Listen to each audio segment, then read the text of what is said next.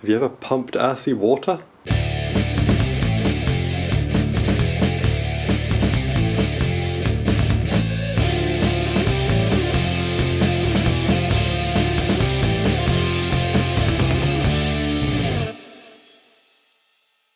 Welcome back to Engines and Unfinished Business. Last video I found a leak around the water pump, which is a big pain in the ass. It's going to be something very difficult to try and deal with. So I've made the difficult decision to completely redo the whole timing system. Last time I did it with the engine out of the car. This time the engine's going to be in. The reason I'm going to be redoing it is I didn't use genuine Toyota parts last time. That's always kind of been in the back of my mind, like, should I have? And so now I've got this opportunity. If I need to get to the water pump anyway, I'm going to have to strip the whole timing system down, so why not get the Toyota parts this time, do it properly, particularly the water pump, because I think that might have been the problem, is going with a third-party water pump. So I've got all that on order. Doing it with the engine in the car this time, it's going to be a new challenge, but hopefully I can figure it out. Another thing is, like, I installed that timing system over 2 years ago, so it's already pretty old at this point. So while I got the chance, let's just go new, let's go genuine, and let's see if I can figure this out. I didn't bother filming it because you've seen me do it once before and it's quite awkward with the engine in the car. But I've got the cam belt out and I've got the tensioner, and also this is the thermostat. So next up is remove the water pump. And then I'm also going to take the rocker cover off so I can remove the actual cam gears and replace those seals as well, which I probably should have done last time. But, you know, now's the best time, because otherwise, if they do start leaking, I'll have to do all this again anyway.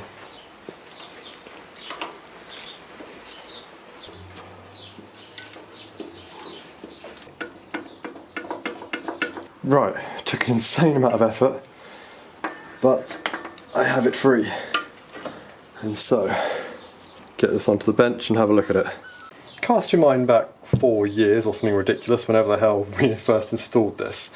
You may remember that I had questions about the water pump being the right one because it came with the wrong gasket and the wrong O-ring. For some idiotic reason I persevered, making my own gasket and sourcing another O-ring. Now this is the gasket I made. For reference, I actually for some reason kept the gasket that came with it and the one they gave me. I've done some more research since then, and this is definitely a revision 3 gasket, so they definitely sent me the wrong water pump, which is annoying because they assured me they hadn't. But anyway, the gasket that came out was metal, so I tried to make it out of gasket paper, same thickness as the one they supplied for the new pump.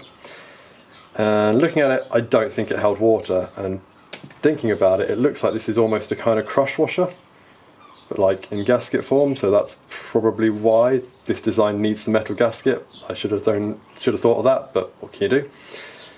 But what's definitely let it down is actually the O-ring. There's a flat spot on it. I don't know if that's because the O-ring I replaced it with wasn't quite the right size, or maybe I just screwed up installing it, which is more likely, but that seems to be what was really leaking. I mean, the looks of this gasket, I don't think it was holding liquid either, but this as well, it's definitely been crushed, so not good all round. Although on the plus side at least, the O-ring that goes on the back, which you remember I had a hell of a time getting to stay in place, that one worked fine, that's all good. So what I'm going to do is, I'm not only going to replace the water pump with an official Toyota one, I'm actually going to replace this whole unit, because it's only 20 quid more, and it can't hurt, because it might be maybe this is deformed and that's what ruined the O-ring, this may not be as flat as it should be, so it just seems worthwhile just replacing the whole thing for the extra 20 quid. The other thing I want to do that I didn't do last time with the timing system is replace the seals behind these cam gears.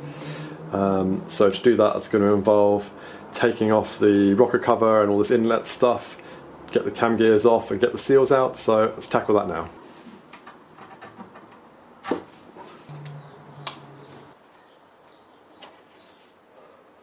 So originally I was hoping to take this all off with the throttle body attached, but I think on close inspection I'm going to need to remove the throttle body, which is annoying because I'll probably have to replace that gasket that I only recently replaced, but such is life.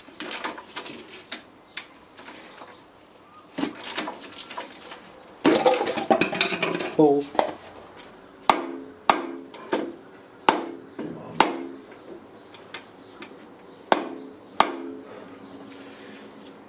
Came out a lot easier last time. Last time, a few short taps and it came off. I've not even had it installed very long and I cannot get it to shift. Ah, bloody hell. That was hard work. So I think the last thing now is just this cold start injector.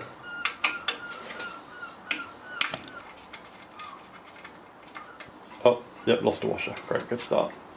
See if I can magnetic stick that washer out. Oh, and I got a new magnet on a stick. This one does a cool trick. It's got little hands that come out. Aha, I see it. Apparently, this washer is non-ferrous, but luckily, that doesn't matter because of the hands. How cool is that thing? Assuming I haven't missed anything stupid, there should just be 5 bolts holding these intake runners on. Got one under there, and then 1, 2, 3, 4 along the back there.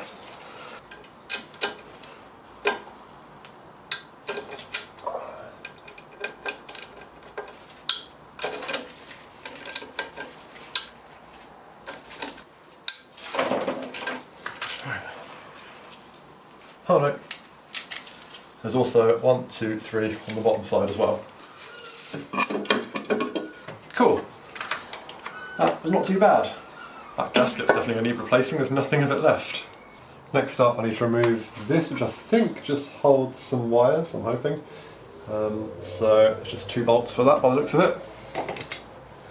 And last time I said how many bolts there were, I was out by nearly a factor of 2. So let's expect at least 3. Oh, okay, this is concerning because this one is very rusty. And I have put some penetrating fluid on there, but it doesn't feel good. So I might go and grab my impact gun, see if that's got a better hope. Let's start on the lowest power, because this thing can be quite powerful, I don't want to risk it. Let's step it up a notch.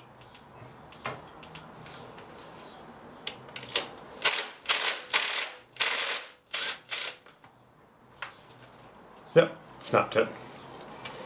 Oh, I had a feeling that was going to happen. The other one doesn't look so bad, but I don't know what I'm going to do about that. I'll have to figure something out.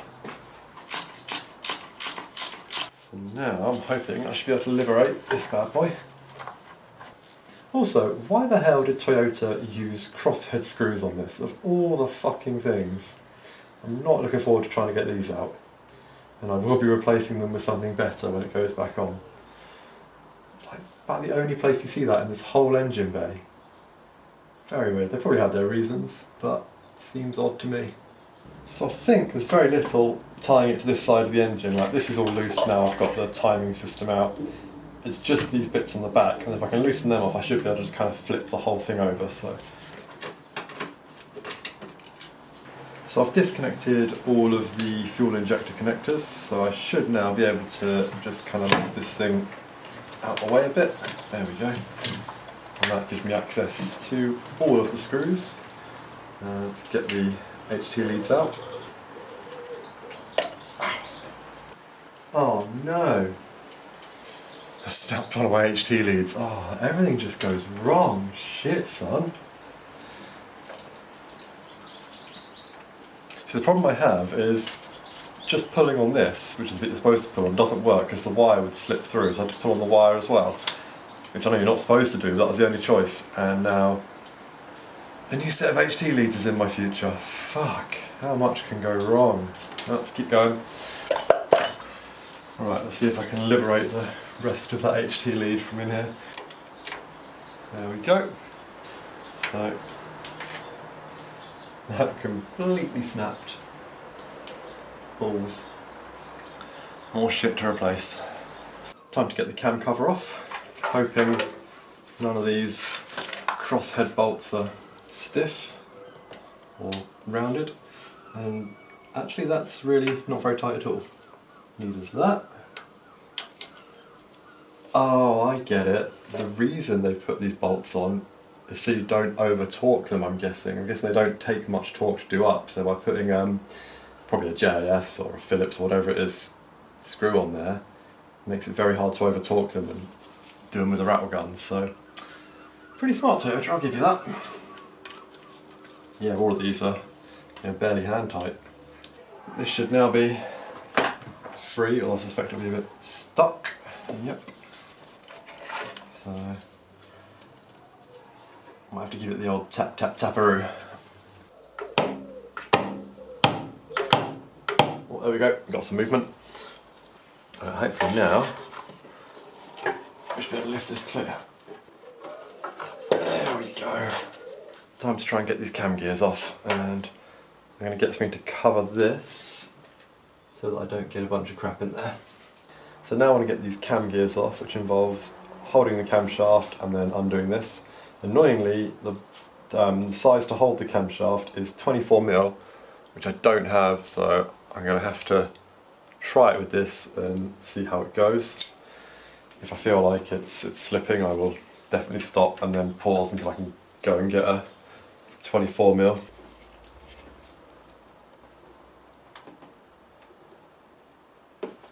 Oh bloody hell. Time for some ghetto engineering at its finest. I've put the cross brace back in, and then my wrench, bloody birds. Sorry, what was I saying? Some ghetto engineering at its finest. I've put the cross brace back in and then put this wrench up against that so it can't turn. So now I should be able to get my big ass breaker bar on here. I'm not going to put too much force on it because I don't want to break anything. Ironic given the name, but let's just see if I can get anywhere with this. No, this does not feel good. Balls. Can have one more go using a 12-point socket. Now, I know it's more likely to round the bolt, but it means I can get into a better position. I'm just going to obviously take it easy, and if I feel like it might be rounding, stop.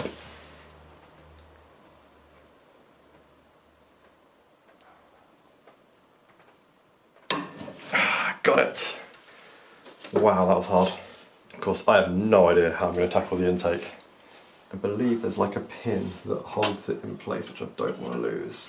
So, that pin there. So for the intake side of things, my cross brace trick won't work because that doesn't reach it, and I can't get my breaker bar in that gap, so I'm just going to try and manhandle it with a regular wrench, and if that doesn't work I'll have to regroup and think of something else. I'm hoping this one will just happen to be looser for some unknown reason. Not convinced. No, I don't think it's going to be. Just been out and bought a proper 24mm wrench, so I don't have to use that adjustable one anymore because adjustable wrenches make me very uncomfortable. So I've got my new wrench on the camshaft, and this being a bit longer, it means I'm able to use the old cross brace again to stop it from turning. So now that's not going anywhere. So in terms of actually turning the bolt on the camshaft, I've got this old 14mm, so I'll put the ring end on the nut to the bolt, and the open end is almost the same size as a 1/2-inch socket. So I've just got this little washer that fits perfectly over the ball detent. With that on there, the open end of the wrench fits perfectly over this 1/2 inch. I can now exert a lot of force on this, use my breaker bar, which means either the bolt will come out or I'll break something. So let's see how it goes. Right, got it rigged up, feels janky as hell. Let's see what happens. Oh yeah, don't know whether you can see that, but I've twisted the washer in there and that's not come out yet. Balls. New plan. So I just got it loose. Unfortunately I didn't bother to film it, I just wanted to get it done, but the trick was what I showed you before, just with a much bigger, sturdier washer and a shit ton of force. So now I can get this pulley off.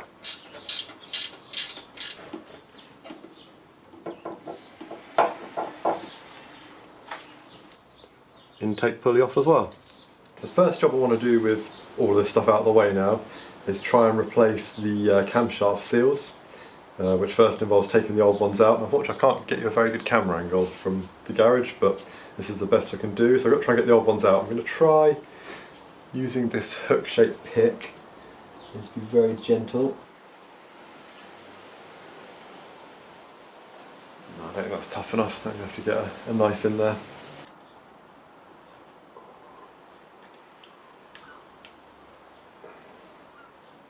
Gosh, it's so easy with the rear main seal and the front seal, but these ones... Now, I've read online in places people saying that you can just undo these bearing caps. It makes it much easier to remove and install them, which in theory it would be, but according to the service manual these should all be undone in a specific order because they're what clamp down the camshafts, so just undoing those on their own is probably not a good idea, and if it was that easy I'm sure that's what the service manual would say, so I'm not going to risk that. I'm going to try and replace them without touching these bolts at all because I think that's probably the best way to do it, but it is going to make it more of a challenge. I'm going to go back on what I said earlier, and I am actually going to undo these to remove this seal because I've already broken a knife blade, one of my picks, and I've bent another pick. If I keep trying it this way, all I'm going to end up doing is damaging the camshaft if I haven't already. So at least this way it's probably going to be okay. I also checked the order in which you undo all the camshaft bolts, and you undo these ones first and do them up last, so it should be okay just to remove them. I've got it on the lowest power settings. I really don't want to snap these bolts. They're soaked in penetrating oil as well. On the plus side, I haven't snapped the bolt, but I may have rounded it. I really thought, being in quite an oily area, it wouldn't be too seized. How wrong I was. Oh, that could be it. Yes, got it. Sometimes the oldest methods are the best. Right, so try and pry it up a bit. Yes.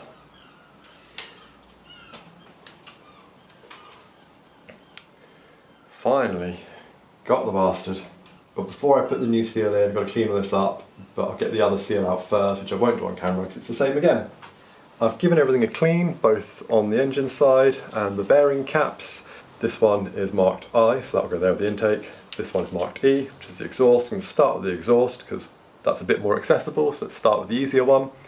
But before I can put it back on, I just need to put some sealant along the edges here, so I'll get that done first.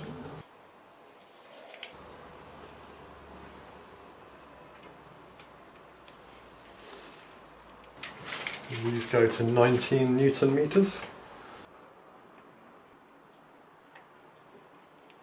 Done. Now for the other one. Bloody typical, did a much better job on this one, and I wasn't filming it, but oh well, such is life. Let's get it on there.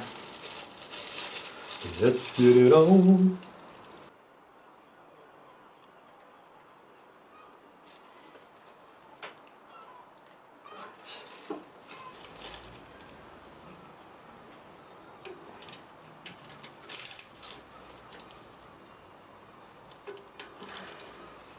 There we go.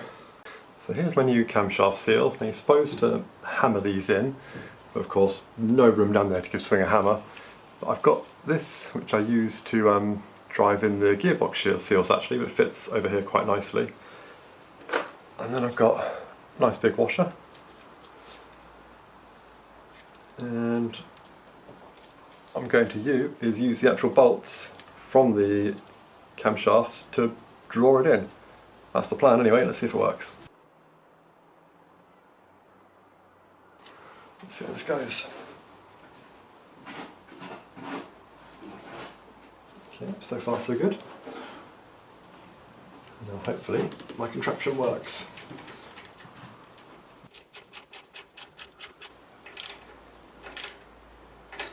Okay, I think that's done it. If you go in a little bit more, I'll just try and just tap it in on one side. Yeah, I'd say that's perfect, to be honest. On to the next one. Now for this one, I actually got it most of the way in, just pushing it by hand, which I didn't expect to. I'm guessing that's the silicone lube helping it in, so I'm just going to try and do the final little bit now with this tape. That's going in nicely. Happy with that. Well, you see, it's improvised tools. I think I'm very happy with both of them. I'm calling that done. So in case you're wondering, what I ended up using was just a roll of electrical tape, a big washer and the bolt. The problem was this is a little bit too thick for the bolt to reach at first, so I had to kind of hammer or push it in at first just to get it in far enough. And then once that was in, use this to draw it in, and they seem to have gone in perfectly. I mean, won't know for sure until I start the engine and see if oil pours out, but I can't see them being anything wrong with them. They went in smooth, they went in straight. should all be good. Happy.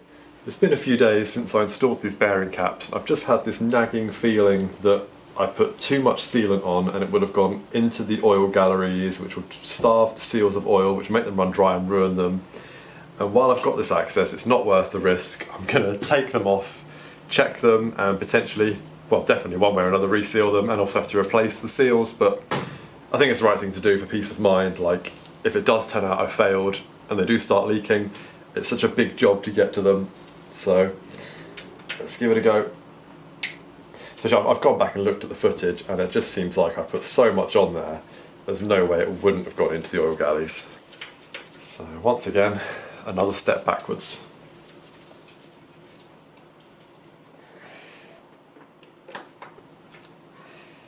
Hopefully that comes out on camera, but these two bits here, which is where the oil actually gets to the seal, that one is about half full. This one is completely full with the sealant, so I definitely fucked up. Glad I pulled it apart. Time to pop the other one off and see how that looks. And this is the intake side, and same problem. Not quite so bad on this one, but still quite a bit of sealant in those bits there. So I think when I reinstall these, I'll make sure to put a much thinner bead and much closer to the edge.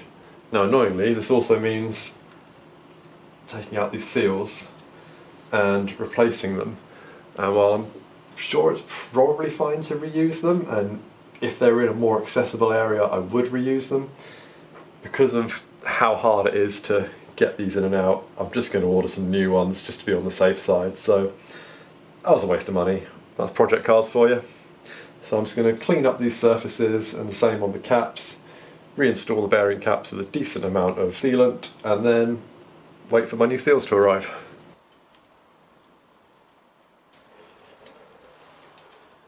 That's the intake one in as well. I'm much happy with how it looks. So just to torque them up to 19 Newton meters. There we go. I'm going to call it a video there. I know I originally said that filling up the coolant would be just one video, and we're already on two and another one coming, so such is life. But I now need to wait for my new seals to arrive, so until that happens, this is all kind of on hold. So I'm going to move on to the third part of the 3 videos I mentioned I've been working on, which is the replacing the rear ball joint. So that is mostly already done. I've just kind of got to button it all back up now, so that'll be the next video you see. Thanks for watching.